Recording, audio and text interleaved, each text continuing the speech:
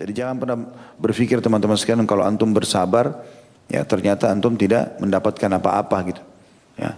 Oh berarti saya kalau dicaci maki orangnya saya bersabar, berarti saya dianggap hina. Enggak, sama sekali enggak. Justru antum yang dewasa, antum pemenangnya, dia orang yang terhina malah. Gitu kan. Pasti Allah SWT akan hukum dia dengan caranya. Makin banyak dia menghina antum, makin banyak, makin berat hukuman yang akan datang kepada dia. Itu sunnatullah. Ya, jadi di sini bersabar dalam kesempitan. Justru pada saat cobaan lagi datang, antum lagi butuh uang, tidak ada uangnya, lagi mau bayar utang dikejar-kejar orang, belum ada uangnya, lagi butuh kesembuhan, lagi sakit berat gitu kan. Segala macam hal, lagi butuh pertolongan, tidak ada yang tolong, bersabar dalam kesempitan. Penderitaan datang. Ya, kita boleh ikhtiar, antum sakit silakan. Karena kata Nabi SAW, Allah tidak turunkan penyakit kecuali turunkan bersamanya obatnya, gitu kan. Maka di sini kita disuruh untuk bisa berikhtiar, bertobat, berobat gitu kan. Tapi bukan berarti berkeluh kesah sana sini. Semua orang harus tahu penyakitnya. Gitu. Pernah ada seseorang ketemu dengan Shuraih Al-Qadhi rahimahullah. Salah satu ulama tabi'in yang masyhur. Ya. Umar bin Khattab pun mengakui keimanannya sampai Umar mengangkatnya menjadi hakim. Dan menjadi hakim di 5 khalifah. Umar, Uthman, Ali, Muawiyah dan Yazid. Ya, radhiyallahu anhu ini menjadi hakim pada saat ada orang anak muda datang depannya berkeluh kesah, didatangi sampai dia, lalu kemudian dia mengatakan, hai anak muda, mendekatlah. Apa kau lihat mataku ini? Dipegang mata kanannya. Mataku ini sudah 5 tahun atau 10 tahun gitu dia bilang. Saya tidak melihat, tapi belum pernah saya keluhkan kepada siapapun dan baru kau yang tahu. Maka bersabarlah dalam cobaan yang sedang datang. Artinya kalau kita menyampaikan keluh kesah kita kepada ahlinya, penyakit kepada dokter, kemudian masalah kejiwaan atau pengetahuan agama kepada ustadz atau ustazah atau kiai atau syekh misalnya, maka itu sudah pada tempatnya. Tapi kalau semua orang nggak perlu, biarkan orang lain melihat kita seakan-akan tidak punya masalah. Itu benar, karena kita berarti menerima apa yang sedang Allah putuskan gitu kan. Itu yang dimaksud di sini, orang-orang yang bersabar dalam kesempitan, penderitaan dan dalam peperangan juga butuh kesabaran. Karena meninggalkan keluarga tadi saya bilang, meninggalkan pekerjaan, bisa ditangkap oleh musuh dan seterusnya. Mereka itulah orang-orang yang benar imannya. Dan mereka itulah orang-orang yang bertakwa. Allah telah memerintahkan agar bersabar. Seraya berfirman juga dalam surah Al-Imran ayat 200. Ini kepada orang-orang beriman. Ya ayyuhalladzina amanu sabiru wasabiru warabitu wattaqullaha la'allakum tuflihun.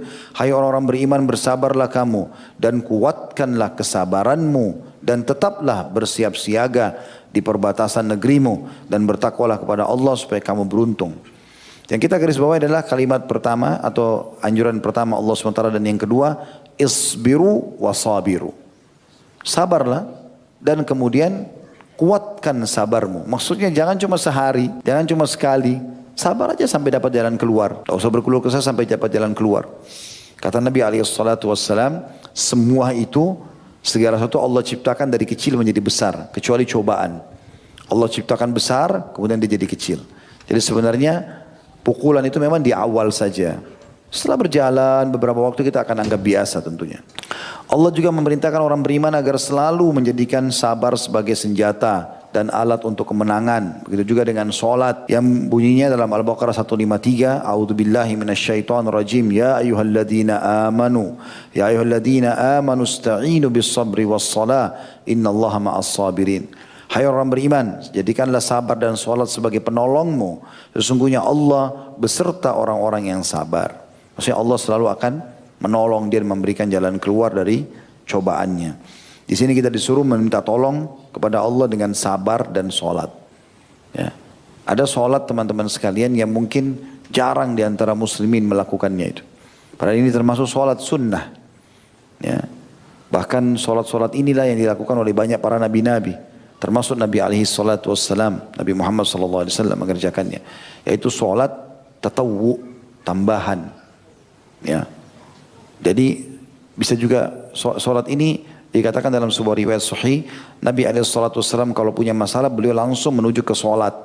Sholat ini bukan duha, bukan tahiyat masjid, bukan taubat, bukan wudu. Sholat pendekatan diri antum kepada Allah. Antum wudu, niat sholat pendekatan diri kepada Allah saja. Dia tidak ada niat khususnya untuk sholat duha kata tadi, sholat ini tidak ada penganjuran itu. Tapi dia sholat pendekatan diri kepada Allah.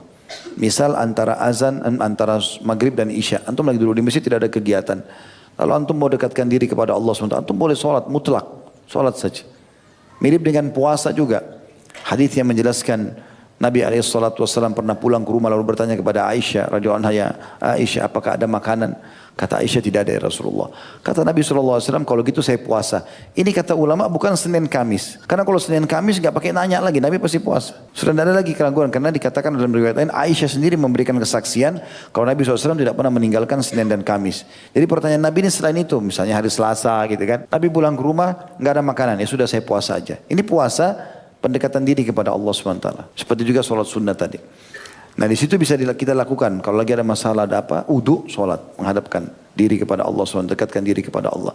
Sujud, jangan angkat kepala kita kecuali sudah merasa plong. Sampaikan semua kepada Allah SWT. Karena Allah tempat kita curhat, bukan manusia. Nah, hindari curhat sama manusia teman-teman, karena tidak ada gunanya.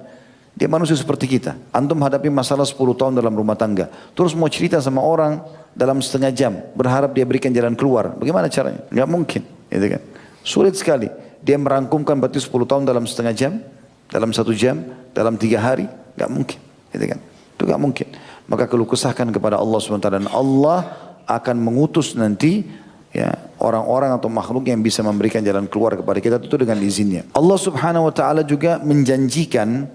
Ya, di sini dikatakan Allah yang Maha Suci telah mengaitkan kebaikan di dunia dan di akhirat dengan kesabaran dan memberitahukan bahwa kepemimpinan di dalam agama sungguhnya hanya akan diraih dengan kesabaran dan keyakinan.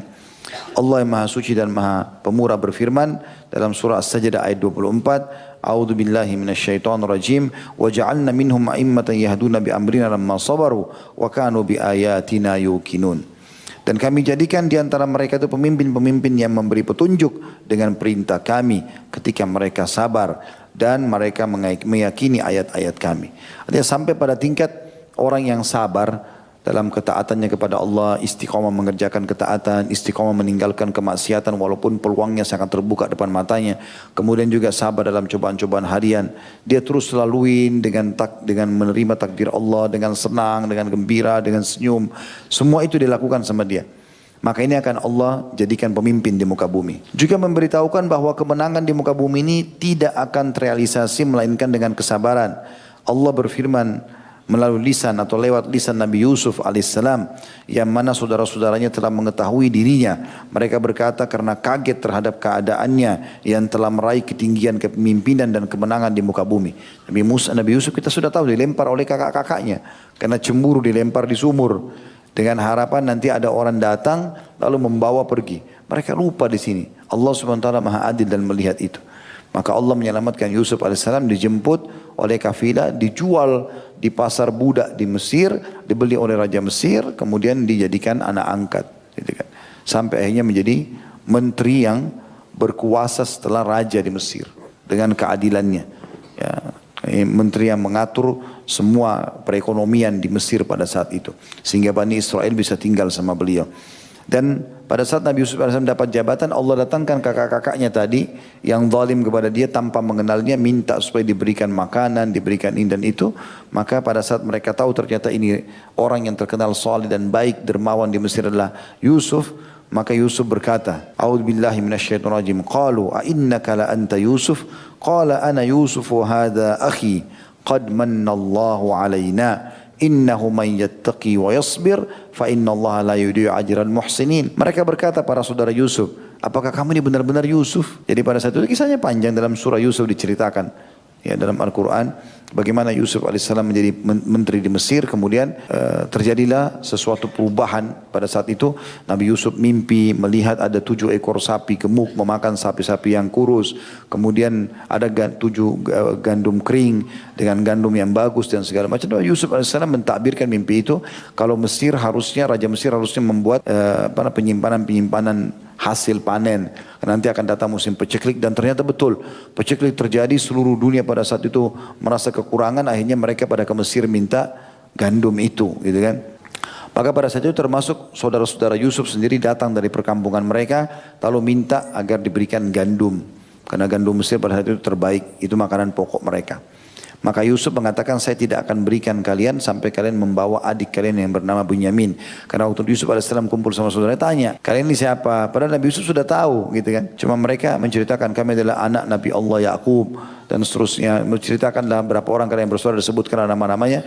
Nabi Yusuf buat keadaan seakan-akan tidak kenal Binyamin, lalu dia mengatakan adiknya dia, saya tidak akan kasih kalian tukar gandum untuk mendapatkan gandum ini kecuali kalian bawa adik kalian Binyamin. Saya mau kenal lebih jauh. Maka mereka pun izin sama ayah mereka Nabi Yakub, lalu kemudian dibawalah dengan izin Allah SWT. Lalu Nabi Yusuf mengenalkan diri kepada adiknya Binyamin sampai dikenal. Begitu mereka tahu saudara-saudaranya ternyata ini adalah Yusuf, barulah mereka berkata, "Pak, kau benar-benar Yusuf?" Yusuf menjawab, "Akulah Yusuf dan ini saudaraku, maksudnya Binyamin, ya adiknya. Sesungguhnya Allah telah melimpahkan karunia-Nya kepada kami. Sesungguhnya barang siapa yang bertakwa, patuh kepada Allah dan bersabar. Dulu kalian lempar saya di sumur, saya sabar, saya terima itu. Maka Allah tidak menyia-nyiakan pahala orang-orang yang berbuat baik." Akhirnya saudaranya menjadi masyarakat biasa, Yusuf justru menjadi penguasa pada saat itu. Sebagaimana Allah telah memberitahukan bahwasanya akhlak yang tinggi dan amal-amalan soleh itu tidak akan diraih melainkan dengan kesabaran juga. Allah yang Maha Suci dan Maha Pura telah berfirman, jadi antum tidak akan mungkin menjadi seorang alim, tidak akan mungkin menjadi orang-orang yang saleh yang sangat dekat dengan Allah kecuali dengan kesabaran. Dalam surah Al-Qasas ayat 80 Allah berfirman, "A'udzu billahi minasyaitonir rajim. Wa qala alladziina utul 'ilma wailakum thawabullahi khairun liman amana wa 'amila shalihan wa la yulaqqaha illa as-sabirun." Berkatalah orang-orang yang dianugerahi ilmu, kalau sudah faham, sudah belajar, seperti sekarang insyaAllah siang ini kita pelajari tentang keutamaan sabar, bagaimana Allah tekankan Nabi Muhammad SAW untuk bersabar, bagaimana itu juga sifatnya Allah, bagaimana ditekankan orang beriman untuk sabar. Berkatalah orang-orang yang dianugerahi ilmu, kalau sudah belajar dia sudah tahu, kecelakaan yang besarlah bagimu, pada pahala Allah adalah lebih baik bagi orang-orang yang beriman dan beramal saleh.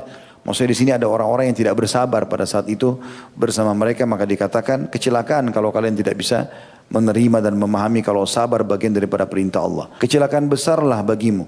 Pada pahala Allah adalah lebih baik bagi orang-orang yang beriman dan beramal saleh, dan pahala itu tidak diperoleh kecuali orang-orang yang sabar.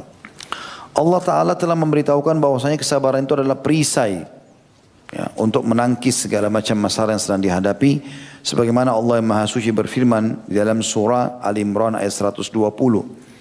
A'udzu billahi minasyaitonir rajim. In tamsaskum hasanatun tasu'hum wa in tusibukum sayyi'atun yafrahu biha wa in tasbiru wa tattaqu la yadurrukum kaiduhum syai'a innallaha bima ya'maluna muhit. Jika kamu memperoleh kebaikan, niscaya mereka bersedih hati. Ini kaum munafikin, ya. Mereka lihat orang beriman mendapatkan kemenangan, ketentraman, mereka sakit hati. Tapi jika kamu mendapat bencana, cobaan, kekalahan misalnya dalam peperangan, mereka bergembira karenanya. Jika kamu bersabar dan bertakwa, niscaya tipu daya mereka sedikit pun tidak akan mendatangkan kemudaratan kepadamu. Sesungguhnya Allah mengetahui segala apa yang mereka kerjakan. Jadi kalau ada orang yang sedang ganggu antum, menggunjing, tidak mau bayar utang, antum sudah tagih, maka kalau antum sabar, tidak akan mengganggu apapun. Allah akan gantikan dengan caranya, dan orang itu akan dihukum oleh Allah SWT. Tidak akan mengganggu antum apapun. Jadi kalau orang fitnah antum, sebari macam-macam, yakinlah tidak akan bermasalah. Selama memang kita tidak melakukan perbuatan tersebut, maka tidak akan ada masalah. Sama sekali. Tetap aja seperti anjing, Bata Basar mengatakan anjing menggong kafilah berjalan. Jadi mereka mau ngomong apapun tidak usah pedulikan. Jadi kadang-kadang cobaan datang itu Allah SWT ingin uji kita. Mungkin kita temukan handphone, temukan uang, temukan kesempatan berzina, temukan kesempatan apa. Itu Allah ingin menguji kita. Allah sedang melihat. Kita lalui enggak? Kalau kita lalui berarti di ujung sebuah cobaan itu ada sesuatu yang besar yang Allah janjikan. Ya, antum lulus atau tidak lulus itu tergantung daripada upaya antum di situ.